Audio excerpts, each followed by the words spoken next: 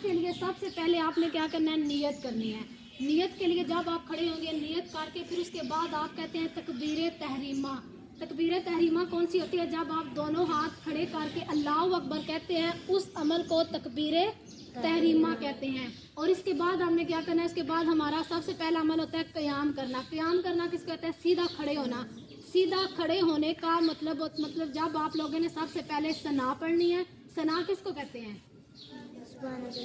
जी? उसके बाद आपने तवुज़, फिर तस्मिया, फिर सूरत फातिहा और फिर सूरत इखलास पढ़नी है। ये सारा अमल किस में आता है? क़याम में। सबसे पहले चीज़ क्या है? नियत करना। नियत के बाद कौन सी चीज़ आएगी? तकबीर तहरीमा। तकबीर तहरीमा किसको कहते हैं? जब दोनों हाथ अपने कानों तक आप बुलंद करते हैं तो उस अमल को तकबीर तहरीमा कहते हैं। और इसके अलावा आपका इसके बाद क़याम आ गया। क़याम में सबसे पहले सना पढ़नी है, फिर तवुज़, तस्मिया, सूरत फातिहा और सूरत इखलास पढ़नी है। फिर इसके बाद आपने क्या करना है? रुकू। रुकू का क्या मतलब होता है? झुकना। रुकू का मतलब होता है झुकना। रुकू में आप लोगों ने 3 दफ़ा एक तस्बीह पढ़नी होती है। वो कौन सी है? सुबहान रब्बियल अजीम। ये कितनी दफ़ा पढ़नी होती है? 3 दफ़ा। और इसके बाद रुकू के बाद आप सीधे खड़े होते हैं, ऐसे बिल्कुल हाथ नीचे करके। इसको कहते हैं कोमा। क्या कहते हैं? कोमा। इसमें क्या पढ़ते हैं? सामी अल्लाहु लिमन हमिदा रब्बाना लकल हम्द। ये इस अमल के खड़े होने को क्या कहते हैं? कोमा। और कोमा के बाद हम क्या करते हैं? सजदा करते हैं। सजदे में क्या पढ़ते हैं? कितनी दफ़ा पढ़ते हैं?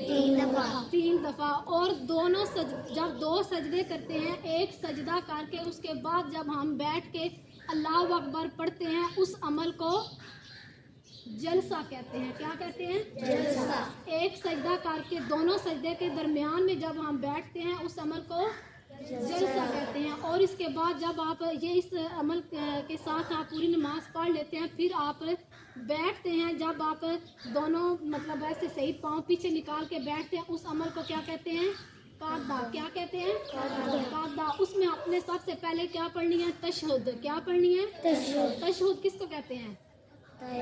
अत्ताहियातु लिल्लाहि वस्सलावातु। वो जो आप पढ़ते हैं, उसके बाद आप पढ़ते हैं अशहदु अन्ना मुहम्मद रसूलुल्लाह, जिसमें आप सारा वो गवाही देते हैं नबी पाक सल्लल्लाहु अलैहि वसल्लम के एक होने की। ये सारी इस अमल को क्या कहते हैं? तशहुद। तशहुद के बाद क्या, इसके बाद हम क्या पढ़ते हैं? दुरूद इब्राहिमी।